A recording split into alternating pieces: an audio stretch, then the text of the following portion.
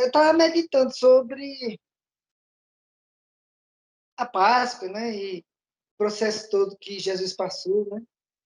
E como ela foi instituída pelo povo judeu, né? Que precisava sacrificar um cordeiro que fosse perfeito, né? Um ano de idade, sem mancha, sem defeito algum, né?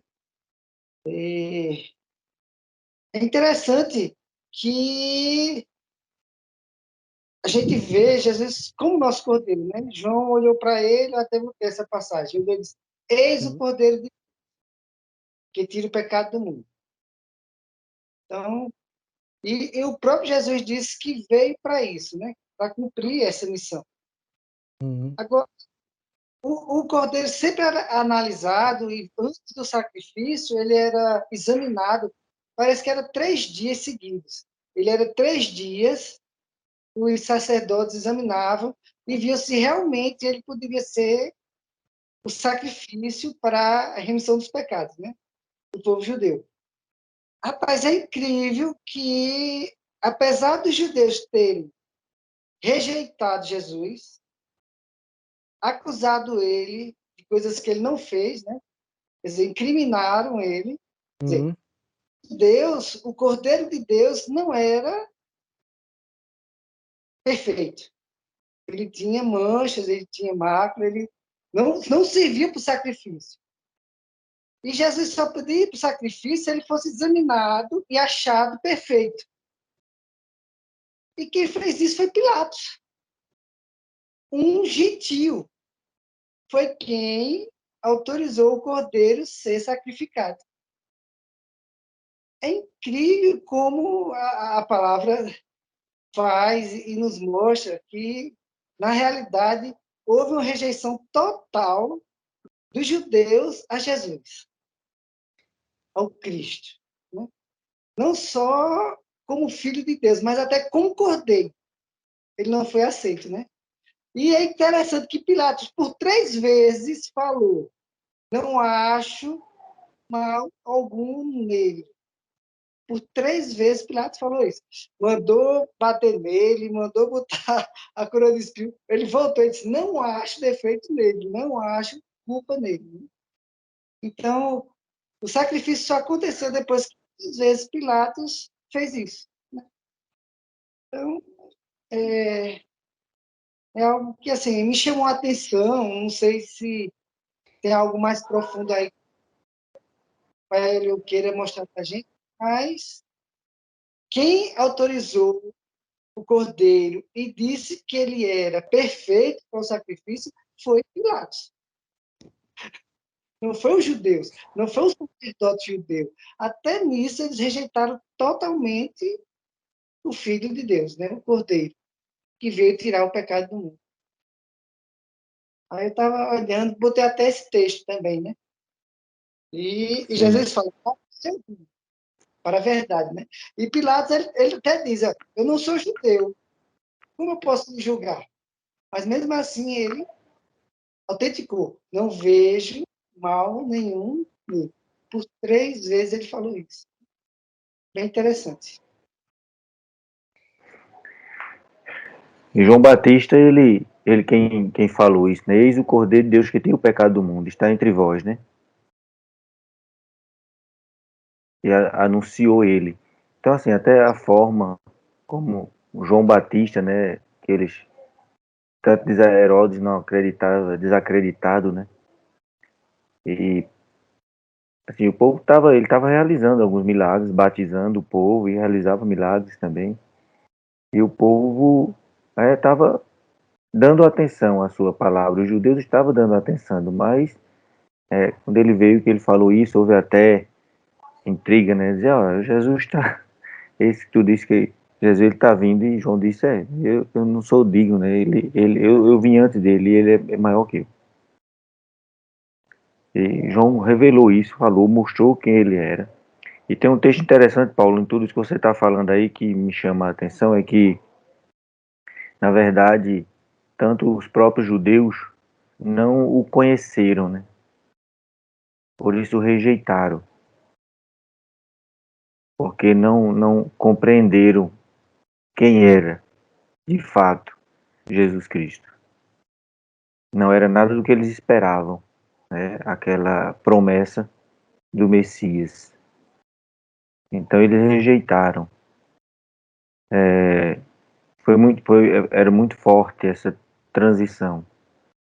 Eu fico vendo que há o quê? 400, 500, 600 anos antes, na época do rei Davi, não sei se esse tempo todo, que Isaías foi bem depois, foi antes de Acho que até Davi, antes disso, né? bem antes, Porque ficou Então, assim, 400 anos sem nenhuma revelação, né? Teve aquele período lá, acho que dá mais tempo ainda. Que Davi. e Davi falava, né? O rei Davi, talvez eu entenda porque era o homem segundo o coração de Deus. A gente leu várias vezes Davi citando, se comportando, em se relacionando com Yahvé e se relacionando com Elion. E ele estava tendo já percebendo alguma coisa. E toda a trajetória, naquela Bíblia, Paulo, que acho que você tem também, a judaica, ela encaixa de uma forma mais, assim, de tempos, né? Ela traz crônicas já para junto de Mateus, porque o período que foram escritas as crônicas já estava bem próximo à vinda de Jesus Cristo. Então ele não está de acordo com a Bíblia cristã normalmente traz a divisão dos livros, né? A judaica ela traz uma época mais. O que é que eu penso sobre isso? Eu vejo que teve muitas coisas que vieram acontecendo, tanto o rei Davi, e ainda não estava no tempo, estava acontecendo alguma coisa já, né? E foi muito forte. Quando os homens vinham sem lei alguma, que a lei foi estabelecida, foi muito radical para aquele povo. Quando a lei dada a Arão, a lei arônica, mosaica, né? Ela, na verdade, a lei foi dada a Moisés, né? Ele escreveu e foi escrita em pedras e tudo, e Arão apenas que assumiu como sumo sacerdote. Então, foi forte para aquele povo, eles começaram a olhar e se autoexaminar se estava de acordo com a lei ou não. E eles começaram, opa, isso aqui eu fazia e agora eu não posso. Então foi chocante para eles também, mas com toda aquela questão, toda aquela presença de Yahvé, como cuidou deles no deserto, né? Todo aquele tempo no deserto tratando daquele povo, toda aquela presença assim de um poder. Então eu vejo que foi muito pesado, foi muito duro para eles. Realmente assim também eu vejo que foi duro para os judeus essa mudança de realmente dessa lei, de entenderem que eles não conseguiram e ninguém ia conseguir cumprir todas essas leis. E por isso que por causa da incredulidade do coração e dureza de coração do povo, aquilo ia mudar totalmente. Então quando o Messias foi enviado, quando Jesus Cristo veio, ele começou a mostrar como era para que a gente compreendesse aquelas leis. Porque na verdade, o que eu vejo, irmão Paulo, e Paulo Edson, Shirley, irmão Pedro, eu vejo que não é que a lei dada a Moisés, porque a lei que foi dada, assim, tem muitos detalhes. Quando eu digo a lei, é o cumprimento da vontade do Pai. E a gente sabe que nenhum tio pode ser tirado. O próprio Jesus falou isso, né? Mas eu compreendo que essas coisas servem, apenas a gente está entendendo agora como cumpri-las. Só em Cristo. Só em Cristo, né? Coisas que a gente já devia poder compreender isso claramente que está fazendo, né? Amar o próximo como a mim mesmo e agora entendendo uma escala maior do amor. É como Cristo amou, né? Então, amar a Deus acima de todas as coisas. A gente olhar para as coisas desse mundo e realmente rejeitar, sabe? Colocar em primeiro lugar, buscar primeiro o reino de Deus. de fato e de direito, em tudo que façamos, que em primeiro lugar vem o reino de Deus, sabe? Então, assim, é, eu observo que também não está tão fácil, mas o tempo todo é conhecer. Eu achei muito bom que a gente vem estudando já há anos falando sobre isso, né? A gente começou a ver na época lá dos irmãos lá de São Paulo com o novo Jesus, um Jesus, né? O Cláudio gostava de falar isso, Jesus glorioso e tal. Isso foi bom, pelo menos para mim foram lições, né? Que ajudou muito a gente hoje ter essa compreensão do corpo multimembrado de Cristo, né? De que é em Cristo que culminam-se todas as coisas. E ele vai se tornar tudo em todos. Então, essa compreensão, sim. Então, agora a gente está...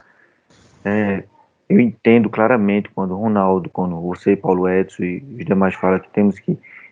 aquela lei já não, porque está escrito isso. A gente leu várias vezes que a lei, aquilo que passou, a gente tem que realmente... Passou. Para trás ficou e não ficar martelando naquilo, né?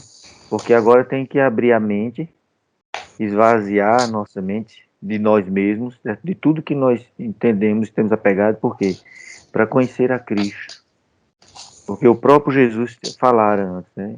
Vida eterna é conhecer a mim e aquele que me enviou. E a gente só vai conhecer se esvaziando, né? Tirando da nossa mente as questões que nos prendem, tem que estar com a mente aberta. E eu vejo esse fluir. Mesmo que haja pontos muito pequenos, eu acho que a gente está mais ligados do que afastados, disciplinarmente ou com conteúdos do entendimento da palavra de Deus. Eu acho que estamos muito juntos, muito unidos, estamos caminhando muito firmes, unânimes no entendimento dessa palavra, né? Alguns detalhes ainda eu vejo em mim, pelo menos, ainda fica, sabe, questionando, mas eu tenho pedido ao Senhor esse entendimento, para que isso não seja empecilho, para que isso agregue e de alguma forma vá se tornando um só, esse mesmo pensamento, porque esse é o ideal, esse é o nosso objetivo, é sermos um em Cristo, é sermos alguma coisa nele. Amém. Que é Ele quem nos dirige, Ele quem nos impulsiona, Ele e aí vem a questão, Ele, precisamos conhecer mais Ele, conhecendo Ele, se aproximando dele em conhecimento, e Ele vai se aproximando de nós também, Ele vai abrindo a nossa mente e vai nos dando mais entendimento, né? Eu vejo isso, não é fácil, porque às vezes eu tento até, irmão Paulo, vocês estão me ouvindo, eu tento até botar uma formazinha. Não, tem que ser assim. E de repente aquilo não tem, não existe essa forma. Não tem que ser assim. Quem vai dizer isso não sou eu. Então, até que se esclareça, a gente tem que. Eu sinto assim, eu tenho que estar com a mente aberta, ouvindo a tudo e estudando, meditando, buscando. O que tem agregado muito para mim é a questão da meditação. Por quê? Porque agora eu estou me aplicando mais. Eu vejo que com isso, eu pelo menos pessoalmente, eu me sinto muito bem. Eu me sinto muito saudável espiritualmente. Eu me sinto que alegra, né? Que alegra. Essa semana até eu brinquei e estava no trabalho e um irmão lá passou por mim e tocou no meu ombro. Aí eu me virei e disse, alguém me tocou. Esse fui eu que lhe toquei, isso é porque eu vi que de mim saiu o poder, ele riu. Eu brinquei assim com ele, cumprimentei. Era um amigo que já havia, trabalhei com ele há 20 anos atrás, lá mesmo no Hebron, e agora eu estou voltando, né? E foi muito bom, assim, mas são detalhes assim que eu vejo, que o principal é o conhecer, isso tem martelado a minha mente. Conhecer conhecer mais a Cristo, conhecê-lo como ele é, né? Eu vejo na minha leitura da palavra que na tentação mesmo, a gente quando ele diz assim, não só de pão vive o homem, mas de toda palavra que sai da boca de Deus. Então, o nosso alimento é a palavra de Deus. O nosso alimento é Cristo. Cristo é a mensagem. Cristo é essa palavra viva, essa palavra que se fez carne e habitou entre nós. E deixou essa lição para nós e tem falado conosco através, se tornou igual a nós, se aproximou de nós, se tornou igual e disse: eu sou o pão da vida. Eu sou a água viva. E essa água vai jorrar de cada um de vocês, né? Fonte de água viva vai jorrar dentro de vocês, porque vamos estar cheios dessa fonte, que é Cristo. Eu estou ouvindo, Ronaldo, estou ouvindo vocês atentamente sobre a questão do primeiro Deus corporificado. O texto que o Ronaldo colocou hoje é bem claro, ele fala sobre isso, mas eu confesso, estou meditando. Porque até esses detalhes que a gente viu, para uma questão dos judeus, precisava compreender, e às vezes eles ficam até presos nessa questão. Ele nasceu em 25 de dezembro ou não?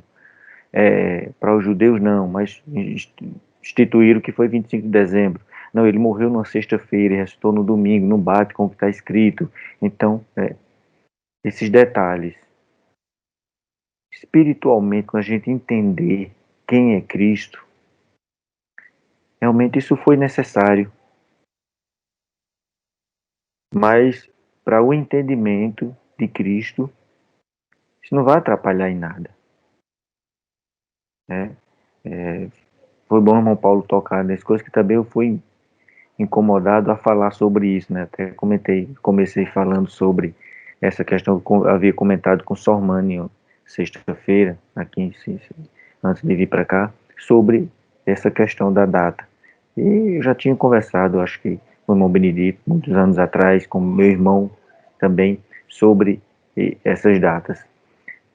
Mas o foco é conhecer a Cristo. Isso apenas é alguém que citou uma data diferente, é o que eu não consegui aprofundar nada além disso.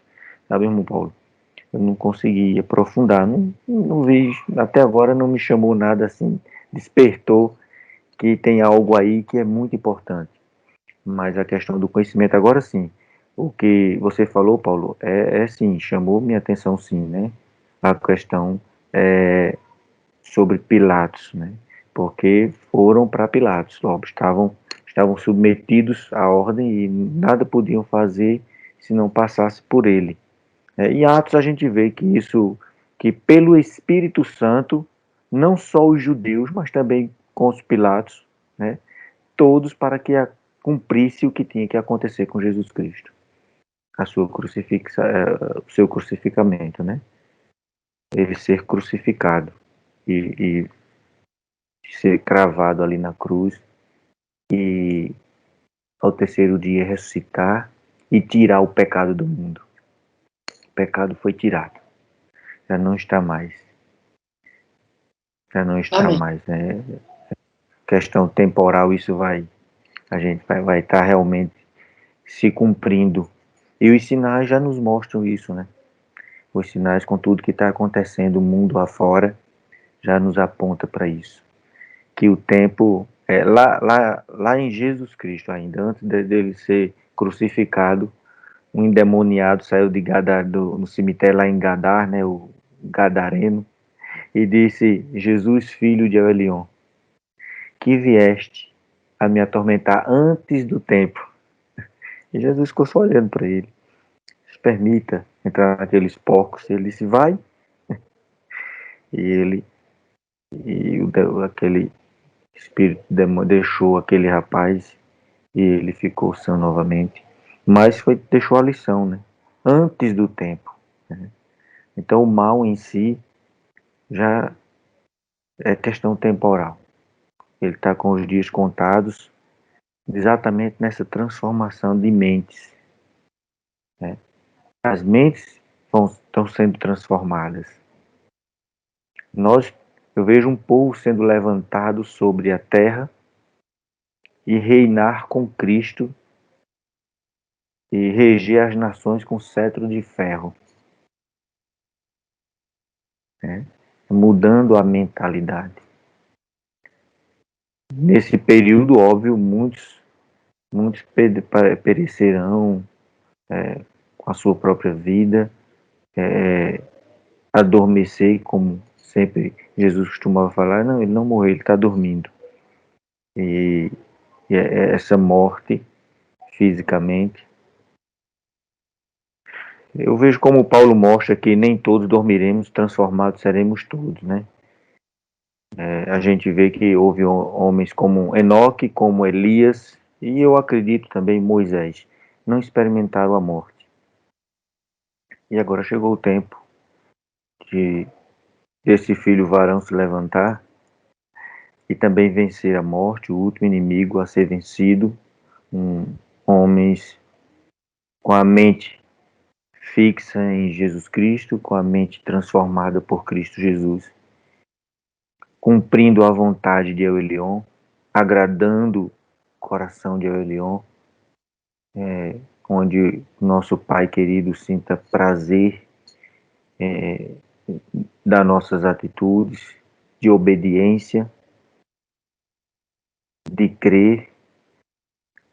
Outro detalhezinho, aproveitar que a minha fala, outro detalhe que a gente vem falando sobre crer e fé. Um versículo me chamou a atenção, eu vou até ver esse versículo, que geralmente a nossa fé, os textos que traz falando sobre fé, era por coisas ou por situações. A nossa crença é pelo que ele é, pelo ser. Eu creio em Cristo Jesus. Eu creio que ele está nos levando a esse entendimento, né? E a nossa fé, como os homens da fé, o texto está falando sempre que ele acreditou, mas a fé dele foi em construir. Não sabia o que ia acontecer sobre a terra, mas construiu uma arca, né? No caso de Noé. Mas tem antes Enoque, foi esse versículo que me chamou a atenção. Enoque, ele creu, a fé dele, pela fé, Enoque andou com Deus e Deus para si tomou. Isso me chamou a atenção. Bom, pela fé, Enoque andou com Deus e Deus tomou para si. Isso me chamou a atenção, né? A questão de crer, da nossa fé, e ele equilibrou. Então, caramba, se a gente está falando até a nossa fé, a gente já viu que ela tem um prazo, uma validade, né, como falou, mas no caso de Enoque aí, essa validade foi algo assim que me chamou a atenção. A fé de Enoque. Está lá em Hebreus, Enoque, né, começa Enoque, Abraão, Noé, os homens da fé. Bom, é isso. Eu vejo que em Cristo Jesus, sim, a gente esse entendimento tá nos sobrevindo para que a gente aprofunde nele e, e cresçamos em tudo naquele que é o cabeça, né, que é Cristo. Amém.